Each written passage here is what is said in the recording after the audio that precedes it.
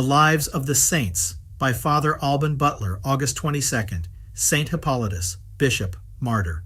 This primitive prelate and illustrious doctor flourished in the beginning of the 3rd century. St. Jerome says he was not able to learn of what city he was bishop, but Gelasius, in his book on the two natures of Christ, styles him Metropolitan of Arabia. He was a disciple of St. Irenaeus, as Photius testifies, and also of St. Clement of Alexandria, and master of Origen. Eusebius and St. Jerome assure us that he wrote comments on several parts of the Holy Scriptures, and by his example Origen was afterward excited to do the like. A collection of his homilies was extant in Theodoret's time, who cites several of them, and also a letter which St. Hippolytus wrote to the Empress Severa, wife to Philip, in which he treats of the mysteries of the Incarnation of Christ and of the resurrection of the dead. In his work against Noetus, a considerable part of which is still extant, he clearly proves the distinction of the persons in the Trinity, the divinity of God the Son, and the distinction of the divine and human nature in Christ, for which his authority was afterward urged with great force against the Eutychians.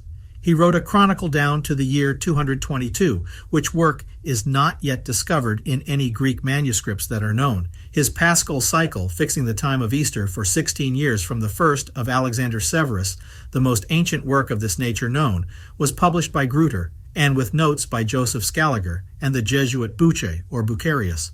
We have extant several fragments of the comments of St. Hippolytus on the Holy Scriptures and his homily on the Theophania or Epiphany, in which he speaks chiefly of the baptism of Christ and of the wonderful effects of the sacrament of baptism. His treatise on the fast of Saturday, another, whether a Christian ought to receive the Holy Communion every day, his hymns on the Holy Scriptures, his books on the origin of good and evil, and against Martian, and his book against heresies, with several other works, are lost. In this last he gives an account of 32 heresies from the sect of the Dosithians among the Jews, akin to the Sadducees, down to that of Noetus, who confounded the persons in the Trinity and broached his heresy at Smyrna in 245.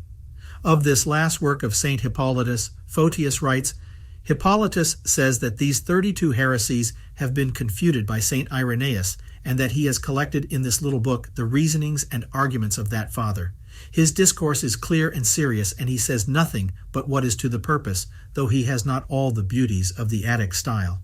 In the year 1551 was dug up near the church of St. Lawrence, without the walls of Rome, on the road to Tivoli, where there was in all probability a chapel erected in honor of St. Hippolytus, an old statue of marble representing St. Hippolytus sitting in a chair, on the sides of which are inscribed his 2 Greek cycles for 8 years each.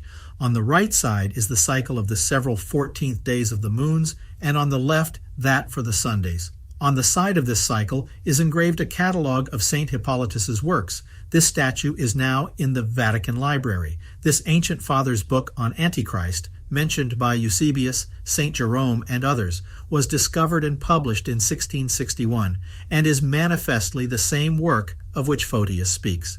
He points out from Daniel and other prophets the marks of Antichrist, who is to appear before the end of the world. St. Jerome calls St. Hippolytus a most holy and eloquent man. St. Chrysostom and others give him the honorable epithets of a source of light, a faithful witness, a most holy doctor, and a man full of sweetness and charity. Theodoret ranks him with St. Irenaeus and calls them spiritual fountains in the Church. St. Jerome and other ancients style him bishop and martyr. Some martyrologies place his death in the reign of Alexander, who died in 235.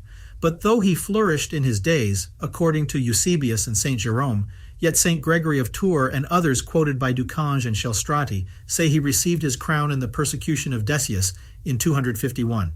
Ruinart and Berti prefer this opinion, for the heresy of Noetus first made its appearance about the year 245, and St. Hippolytus brought down his chronicle to the year 234, the 13th of Alexander.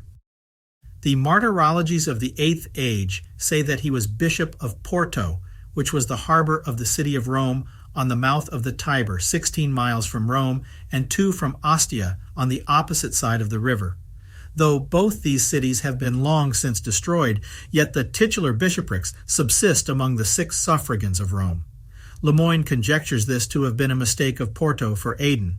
formerly called Portus Romanus in Arabia, because it was frequented by the Romans who came into those parts, as the port of the Persian merchants was on the opposite gulf, as Philostorgius informs us, but it nowhere appears that Aden or the Roman port in Africa ever was a bishop's see, nor does it occur in any ancient list. It is therefore uncertain of what see he was bishop, which neither Eusebius nor St. Jerome could learn, though Gelasius seems to place it under the metropolitan of Basra in Arabia, as Father Cooper proves.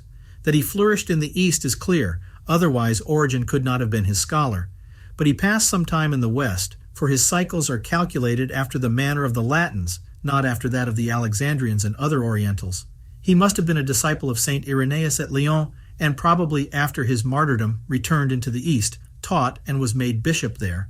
But the testimonies of ancient martyrologies of the 8th century, the tradition of the Church of Porto, and the statue of this saint found at Rome seem to prove that he came from Arabia into Italy, or received a glorious crown of martyrdom probably in that country. Several Oriental calendars say the manner of his martyrdom was drowning.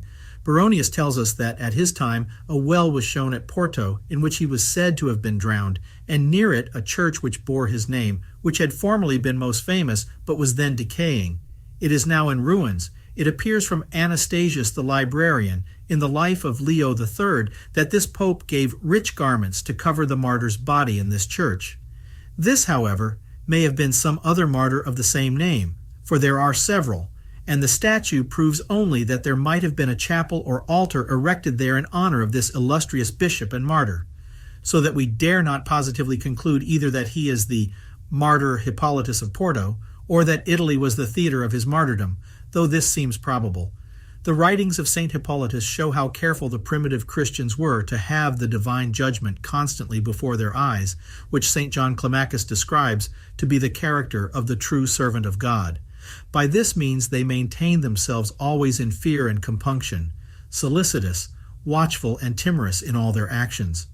By this they were animated to despise a false and transitory world, and to suffer with joy all torments, and every barbarous kind of death rather than to consent to sin.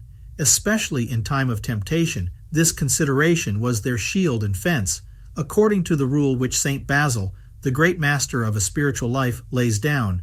If ever you are tempted to sin, call to mind the terrible tribunal of God at which all men must appear. The Greeks and Ethiopians honor Saint Hippolytus the bishop on the 29th of our January, the Latins on the 22nd or 23rd of August.